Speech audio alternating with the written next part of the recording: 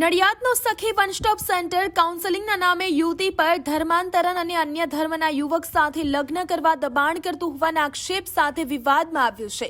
અમદાવાદમાં નોકરી કરતી યુવતીને ખ્રિસ્તી યુવક સાથે પ્રેમ થતા પરિવારે વિરોધ કર્યો હતો। ત્યારબાદ યુવતીએ 181 અભયમની મદદ લેતા તેને આ સેન્ટર પર ખસેડાઈ હતી।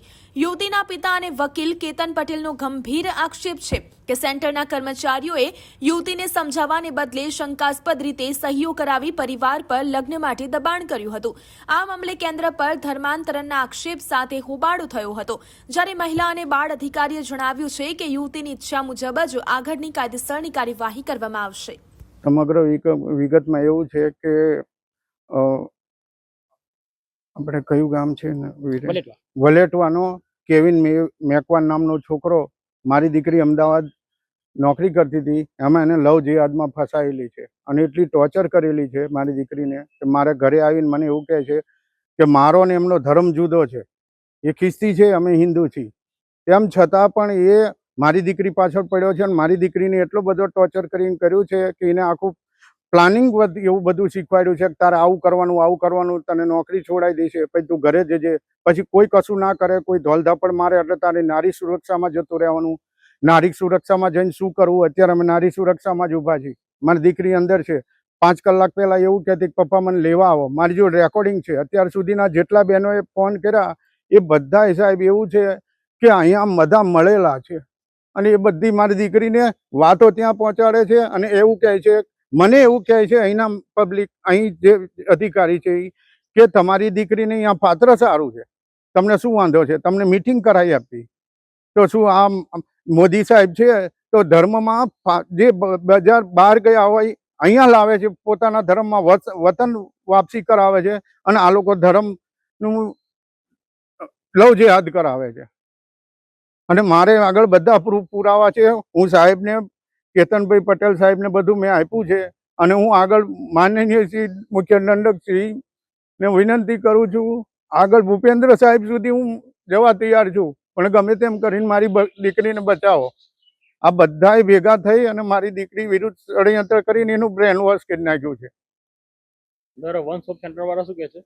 એ તો એવું કહે છે કે હજી 3 દિવસ પહેલા એવું કહેતા કે તમારી દીકરીને આવવું છે। પહેલા હું લેવા આવ્યો મારી દીકરીને, તરફ મળવા આવ્યો તો ખાલી, તો મારી જોડે એવું લખાણ લીધું કે તમારી દીકરીને પરણાવવામાં શું પ્રોબ્લેમ છે? તો એવો પ્રશ્ન એમને મને પૂછાય કે મારી દીકરી મને આપવાની હોય। પછી મારી જોડે લખાણ લીધું કે તમે ધર્મના જુદા છો એટલે લગ્ન નથી કરી આપતા, પછી તમે લગ્ન કરી આપશો તો મેં એવું કીધું કે મારા લગ્ન કરી આપું, મને મારી જ્ઞાતિના, મારા સમાજના માણસો મને નાત બહાર કાઢી મૂકે, આવું બધી ઇસ્યુ હોય, મારા સમાજ બહાર ના જવાય અને અમે હિન્દુ છીએ અને એ ખ્રિસ્તી છે, તો આ બધું એને સમજવું પડે। તો આ લોકોએ બધું અંદર મળી અને 4-5 દિવસથી એટલું બધું એને, મને જ્યારે ફોન આવે ત્યારે એવું કહેતા હતા કે પાત્ર સારું છે, આ સારું છે, અને અમે જે અહીંયા એના મામા બીજા મળવા આવે ને તો દીકરીને કેવું ચડાયું તું ખબર નહીં, એના એમ કહે કે પપ્પાને સમજાવો, ફલાણાને સમજાવો ને અમે લગ્ન કરીને ફોરેન જતા રહીશું, આમ કરી દઈશું, તેમ કરી દઈશું। આ લોકો અહીંથી બધા ટોર્ચરિંગ કરે છે અને મા બાપને કરે છે।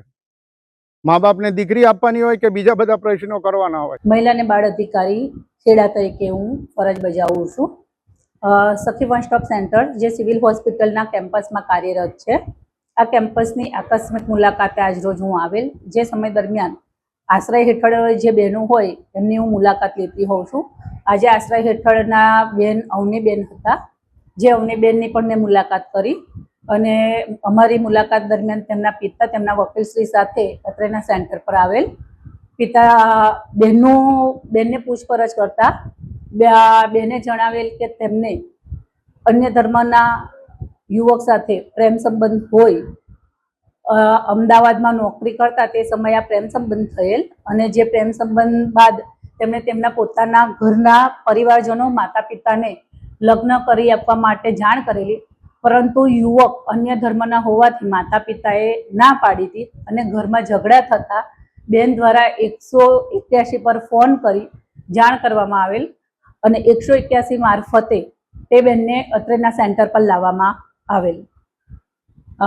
બેન હાલ સેન્ટર પર જ છે, તેમના કાઉન્સિલિંગની પ્રક્રિયા હાલ ચાલુ જ છે અને બેનની ઈચ્છા મુજબ બેન એમના પિતા સાથે જવા માંગતા હશે તો તેમને પિતાને સુપ્રત કરવામાં આવશે, અને જો બેન જવા નહીં માંગતા હોય તો તેમને આગળની અમારી જે લાંબા ગાળાના આશ્રય માટે નારી સંરક્ષણ ગૃહમાં તબદીલ કરવામાં આવશે.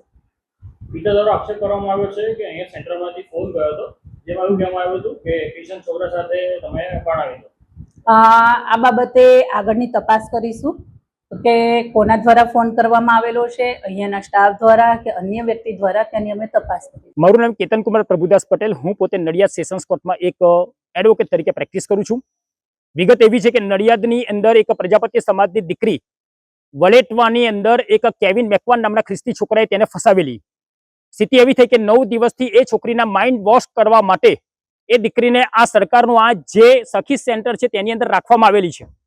જે દિવસથી રાખવામાં આવી તેના બીજા દિવસથી અહીંયા આગળ જે કહેવાતા કાઉન્સેલિંગ બહેનો જે છે કે જે કાઉન્સેલિંગ બહેનો પોતે ખ્રિસ્તી ધર્મ અને મુસ્લિમ ધર્મ અંગીકાર કરનારી જે બહેનો જે છે, બહેનો એના પિતાને ફોન કરીને ટોર્ચર કરે છે. જ્યાંના મેરેજ બ્યુરો હોય એવી રીતે વાત કરે છે કે તમારી છોકરીએ જે પાત્ર શોધ્યું છે તે ખૂબ સારું છે, એની સાથે લગ્ન કરવામાં તમને વાંધો શું છે? હવે ખરેખર અહીંયાથી મેરેજ બ્યુરો તરીકે દીકરીને બીજા ધર્મની અંદર ધર્માંતરણ કરીને સોંપી દેવાની છે કે આ સેન્ટરની અંદર આ પ્રકારની જે વિક્ટિમ જે ભોગ બનનાર દીકરીઓ હોય તે દીકરીઓને ખરેખર શાંતિથી એને સમજાવવાની હોય. ઉપરથી એના પિતાને 3 દિવસ પહેલા એમ કહે છે કે તેની દીકરીને તમારા ઘરે આવવું છે. એના પિતા પાસે રેકોર્ડિંગ છે. એના પિતાના રેકોર્ડિંગમાં એમની દીકરી એમ કહે છે કે પપ્પા મારે આવવું છે, પરંતુ એ દીકરીના મમ્મી ખૂબ બીમાર હતા એટલે નતા આવી શક્યા. આજે સવારથી આ સેન્ટરની બહેનો આ પિતાને ફોન કરીને એમ કહે છે કે આજે સાંજે અમારે તાત્કાલિક બહાર જવું છે, તમારી દીકરીને આવીને તમે લઈ જાઓ. અહીંયા આ એનો બાપ અને સમાજના આગેવાનો છેલ્લા 2 કલાકથી અહીંયા બેઠેલા છે, પરંતુ આ સખી શોપ સેન્ટરની અંદર જાણે ધર્માંતરણનો અડ્ડો ચાલે છે એ પ્રકારે દીકરીઓને હિન્દુમાંથી ખ્રિસ્તી અથવા હિન્દુમાંથી મુસ્લિમ બનાવવા માટેનું અહીંયા જબરદસ્ત ષડયંત્ર ચાલે છે. અમારી આ દીકરી જો આ સખી સેન્ટરમાંથી એ ખ્રિસ્તી જોડે જશે તો એનો મતલબ એમ છે કે આ સેન્ટરમાંથી જ તેને પૂરેપૂરી પ્રોત્સાહન અને પ્રેરણા આપવામાં આવેલી છે. શું માંગ છે તમારી ને શું અમારી માંગ એટલી જ છે કે દીકરી જ્યારે પરિવારમાં પરત આવવા માંગતી હોય તો એને પરિવારમાં એના માતા પિતાને સોંપી દેવી જોઈએ. અને જ્યારે સરકારે વન સખી સેન્ટર આજે ચલાવેલું છે તો તેની જે નિયમો નક્કી કરેલા છે એ ફરજો ઈમાનદારીથી પૂરી કરે, નહીં કે ધર્માંતરણનો અડ્ડો કરીને અહીંયા આગળ જે બહેનો છે પોતે જે ધર્મ પાળતી હોય અને બીજા ધર્મની જે બહેનો આવી હોય એ બહેનોનું ધર્માંતરણ કરીને અને એ જે ધર્મ પાળે છે ધર્મના ચેલકાઓ જોડે એને પરણાવી દે. આ અમારી આ ખાસ ડિમાન્ડ છે.